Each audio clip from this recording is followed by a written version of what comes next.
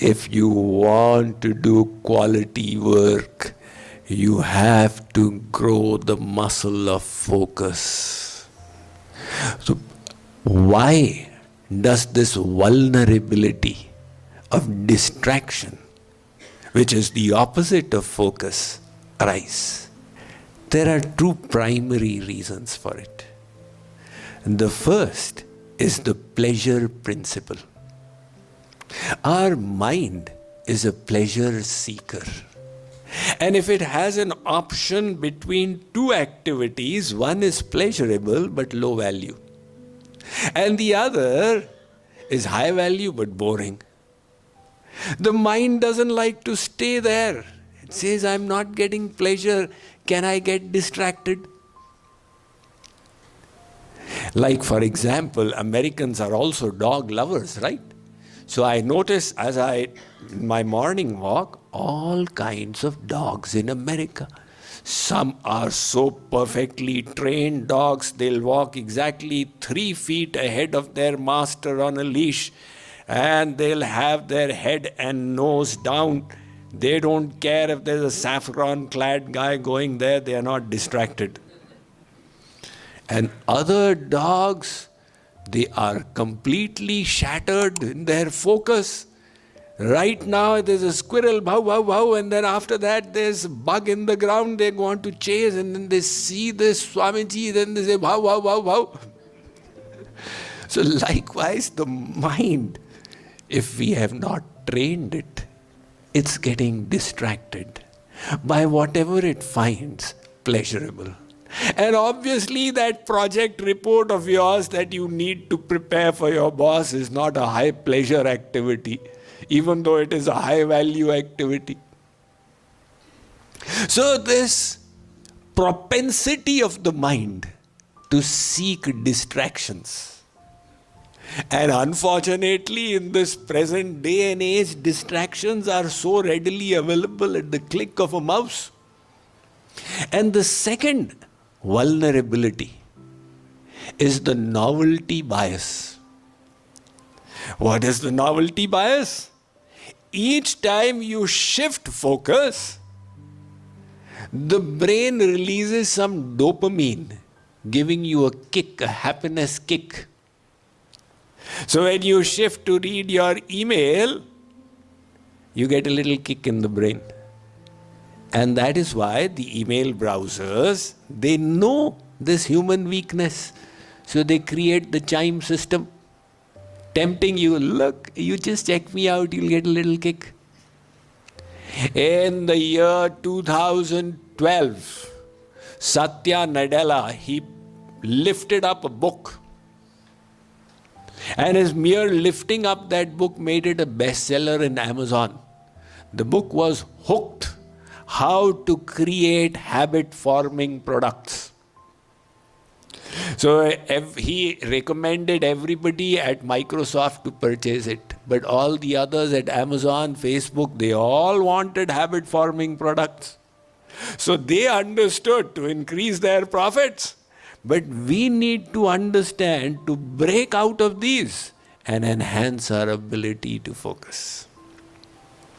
So this propensity needs to be countered. There is the desire of the mind to seek pleasure and distraction. But the same mind with effort can be trained. And that is where we will require willpower again. So willpower is such an important muscle. It is like an internal muscle in your personality, with the help of which you can grow good habits and develop your focus. So children ask me, Swamiji, how do I grow my focus in studies? Because they realize that with better focus, they will just be more effective. 2 hours of study will be worth 10. And without focus, you can sit there for 20 hours and productivity will be worth 1 hour. So how do I grow my focus? I say, look, It's so simple. Every time the mind gets distracted, you bring it back. And when it gets again distracted, again you bring it back. So you have to keep on doing this again and again. And slowly, slowly, slowly, the muscle of focus will start growing. See, like how do you grow your muscles? You have to exert it until the muscle breaks. It is called a micro tear. So you have to bear the pain. No pain, no gain. So you have to exert it until the muscle breaks. But then, if you are taking nutrition, within 48 hours it grows back stronger than before. Right? So how are the muscles growing? By exerting them. Likewise is the muscle of the willpower. Now, neurologists have discovered its physiological basis, and they've realized that there's a brain part from where willpower is originating. The human brain is special amongst all the creatures in its weight to body weight ratio. It is about 4% of the body weight. It's pretty huge. And it utilizes 20% of the calories. So much of energy. But it's also special because it's got a part called the prefrontal cortex. These are the prefrontal lobes of the neocortex. And those parts give you 3 abilities. The first is I want.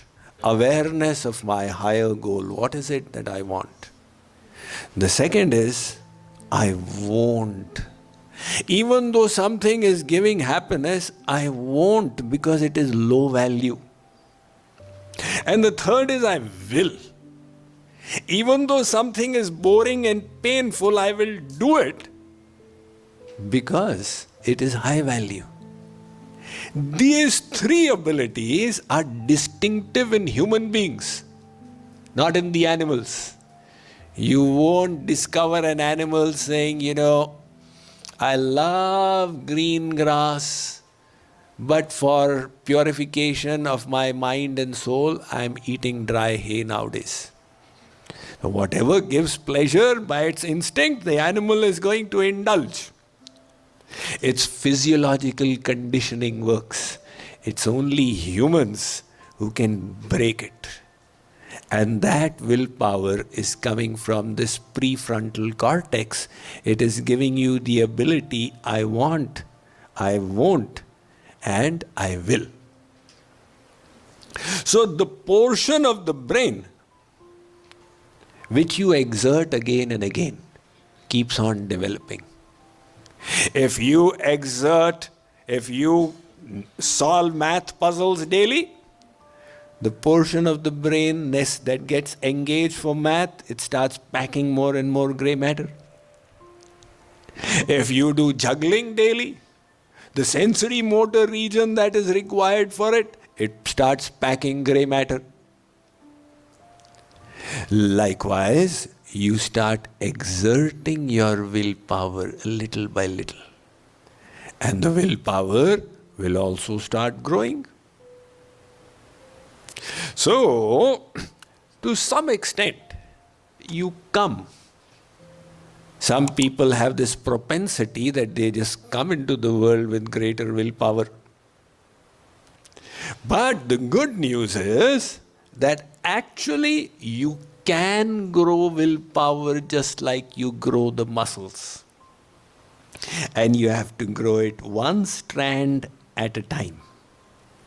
See, the Kathopanishad tells us the 2 kinds of pleasure, Shreyascha, Preyascha. Shreya is the pleasure that is so bitter right now. But later on it turns into nectar. When you have to eat the health food, it is so bitter right now, but later on bestows good health. And prayer is the pleasure that is so sweet in the here and now, and later on it turns into poison. So this is the dilemma that Mark Twain, he observed it. He said, if you want to be healthy, you have to eat the things you'd rather not, and drink the things that are unpleasant, and do the things that you'd rather not do, like getting up in the morning and exercising. But I, as a little child, also used to wonder, when my mother said, this is good and this is bad, why is it that everything that is tasty is bad for health? But this is the puzzle that God has made in this world. Your ability to deny the prayer and choose the Shreya. That is the willpower. No pain, no gain. If you want to accomplish something meaningful in the world, you have to tolerate the pain. We all did it. When you wanted to become healthy, it was not so pleasant. The body said, why do I need to go to the gym or the yoga? He said, do it in any case, because you wanted to gain good health.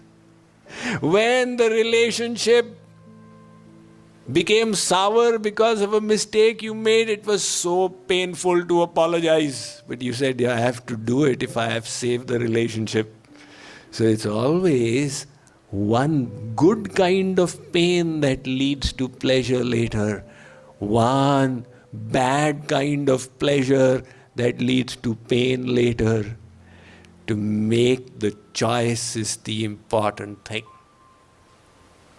So, if we wish to grow in focus, we will need to cultivate it one strand at a time. And the one thing that will help you grow your willpower and focus together is the exercise of meditation. So simple. See, people say, what is the relevance of spirituality to your life? I am telling you, spirituality will immediately grow your willpower, which will impact every aspect of your life.